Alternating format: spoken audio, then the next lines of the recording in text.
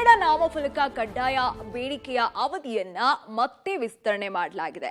2 ವಾರಗಳ ಕಾಲ ಅವಧಿ ವಿಸ್ತರಣೆ ಮಾಡಿ ಡಿಸಿಎಂ ಡಿಕೆ ಶಿವಕುಮಾರ್ ಸೂಚನೆ ನೀಡಿದ್ದಾರೆ. 2 ವಾರದ ಒಳಗೆ ನಾಮಫಲಕ ಅಳವಡಿಸದೇ ಹೋದ್ರೆ ಲೈಸೆನ್ಸ್ ರದ್ದು ಮಾಡುವ ಸೂಚನೆ ಕೊಡಲಾಗಿದೆ. ಕನ್ನಡ ನಾಮಫಲಕ ಅವಧಿ ಮತ್ತೆ ವಿಸ್ತರಣೆ. 2 ವಾರದೊಳಗೆ ಕಡ್ಡಾಯವಾಗಿ ಅಳವಡಿಕೆಗೆ ಸೂಚನೆ. ಕನ್ನಡ ನಾಮಫಲಕ ಹಾಕದಿದ್ರೆ ಲೈಸೆನ್ಸ್ ಕ್ಯಾನ್ಸಲ್. 60% ಕನ್ನಡ ನಾಮಫಲಕದ ಅಳವಡಿಕೆಗೆ ನಿನ್ನೆಯೇ ಕೊನೆಯ ದಿನವಾಗಿತ್ತು. ಆದರೆ ಬಿಬಿಎಂಪಿ ಆಯುಕ್ತರು 1 ದಿನ ಅವಧಿಯನ್ನು ವಿಸ್ತರಣೆ ಮಾಡಿದ್ರು. ಅದರಿಂದ ಮತ್ತೆ ಅವಧಿ ವಿಸ್ತರಣೆ ಮಾಡಿದ್ದಾರೆ. 2 ವಾರಗಳ ಕಾಲ ಅವಧಿಯನ್ನು ವಿಸ್ತರಿಸಿ ಡಿಸಿಎಂ ಡಿಕೆ ಶಿವಕುಮಾರ್ ಆದೇಶ ಹೊರಡಿಸಿದ್ದಾರೆ. ಕೊಟ್ಟಿರುವ ಅವಧಿಯಲ್ಲಿ ನಾಮಫಲಕದಲ್ಲಿ 60% ಕನ್ನಡ ಅಳವಡಿಕೆ ಮಾಡಲೇಬೇಕು. 2 ವಾರ ಗಡುವು ಮುಗಿದ ಬಳಿಕವೂ ಕೂಡ ರೂಲ್ಸ್ ಪಾಲನೆ ಮಾಡದೇ ಇದ್ರೆ ಅಂಥವರ ಪರವಾನಗಿಯನ್ನು ರದ್ದು ಮಾಡಿ ಕ್ರಮವನ್ನು ಕೈಗೊಳ್ಳುವುದಾಗಿ ಸೂಚನೆ ಕೊಟ್ಟಿದ್ದಾರೆ.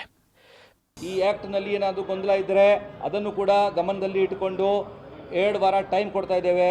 ಇನ್ನು 2 ವಾರ ಟೈಮ್ ಆದಮೇಲೆ ಅವ್ರದ್ದು ಅಂಗಡಿ ನಾವು ಸಸ್ಪೆಂಡ್ ಮಾಡಿರುವುದರಿಂದ ಲೈಸೆನ್ಸ್ ಸಸ್ಪೆಂಡ್ ಮಾಡಬೇಕಾಗಿರುತ್ತೆ ಮತ್ತು ಅಂಗಡಿಗಳನ್ನು ಮುಚ್ಚಲಕ್ಕೆ ಪ್ರಮೇಯ ಬರುತ್ತಿದೆ. ಅದಕ್ಕೆ ಅವಕಾಶ ಯಾರು ಕೊಡುವುದಿಲ್ಲ ಅಂತ ನಾವು ಭಾವಿಸ್ತಾ ಇದ್ದೇವೆ. ಬಿಬಿಎಂಪಿಯ 8 ವಲಯ ಸೇರಿದಂತೆ ಒಟ್ಟು 55,220 ಅಂಗಡಿಗಳಿಗೆ ಈ ಸಂಬಂಧ ನೋಟಿಸ್ ಅನ್ನು ಕೊಡಲಾಗಿದೆ. ಅದರಲ್ಲಿ 52,199 ಉದ್ದಿಮೆದಾರರು ನೋಟಿಸ್ ನೀಡಿದ ಬಳಿಕ ಕನ್ನಡ ಬೋರ್ಡ್ ಅನ್ನು ಅಳವಡಿಸಿದ್ದಾರೆ. ಆದರೆ ಇನ್ನು 3,616 ಅಂಗಡಿ ಮುಂಗಟ್ಟುಗಳು ಬಿಬಿಎಂಪಿ ನೋಟಿಸ್ಗೆ ಡೋಂಟ್ ಕೇರ್ ಅಂತ ಇದೆ. ಇನ್ನು 2 ವಾರಗಳ ಕಾಲ ಬೋರ್ಡ್ ಅಳವಡಿಕೆಗೆ ಅವಕಾಶವಿದ್ದು ಕನ್ನಡ ಬೋರ್ಡ್ ಹಾಕಿದ್ರೆ ಸರಿ, ಇಲ್ಲದಿದ್ರೆ ನಿಮ್ಮ ಅಂಗಡಿ ಲೈಸೆನ್ಸ್ ಅನ್ನ ರದ್ದುಗೊಳಿಸುವುದರಲ್ಲಿ ಡೌಟೇ ಇಲ್ಲ.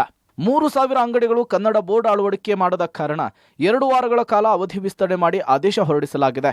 2 ವಾರದೊಳಗೆ ತಮ್ಮ ಮೊಂಡತನವನ್ನ ಬಿಟ್ಟು ಅಂಗಡಿ ಮಾಲೀಕರು ಕನ್ನಡ ಬೋರ್ಡ್ ಅನ್ನ ಹಾಕ್ತಾರಾ ಅಥವಾ ಮತ್ತದೇ ಚಾಳಿಯನ್ನು ಮುಂದುವರಿಸ್ತಾರಾ?